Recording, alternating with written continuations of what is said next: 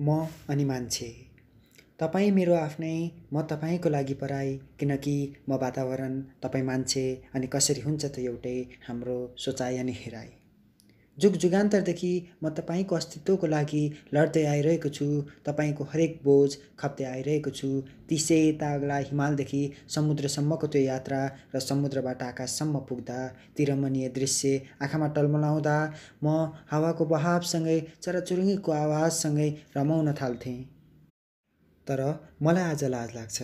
किन नलागोस् पनि। मान्छे निर्वस्त्र हिँड्दा लाजले बुतुक्क भई कपडा लगाउन थाले, एउटा मन नपरे अर्को रोज्न थाले। अनि म, मेरा ती सधैँ सेता हिउँले ढाकिने हिमाल आज नाङ्गिँदैछ।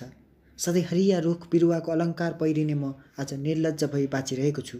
वरिपरि रहेका यी थुप्रै प्रदूषित हावाको ओडारमा स्वतन्त्र भई बाँच्ने प्रयास गरिरहेको छु। तर साँच्ची नै समय निकै गतिशील र परिवर्तनशील रहेछ। आज मेरा लागि तपाईँहरू युद्ध लड्दै हुनुहुन्छ। मेरो अस्तित्वको रक्षा गर्न मेरै रगतबाट अर्जेको पैसा दान गर्दै हुनुहुन्छ। अनि मलाई लाग्छ मान्छे साँच्चै नै सर्वोत्कृष्ट प्राणी हो। पहिले जनावरहरूका घर वनजङ्गल सबै फडानी गरी हडप्न थाले। त्यही प्राणी आफ्नो घरतिर आउँदा लखेट्न थाले। आफ्ना सुरक्षाका लागि लड्न लाग्दा मानव बन्ने जन्तु द्वन्द्व अरे।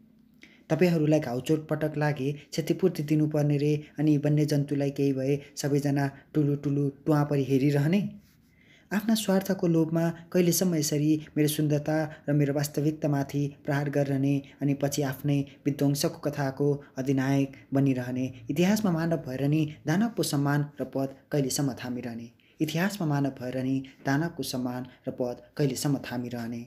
मन भए आजैबाट सबै भनौँ, मन नभए खुरापाती धन सम्पत्ति र द्रव्यको लोभमा मेरो हत्या चाहिँ नगरौँ।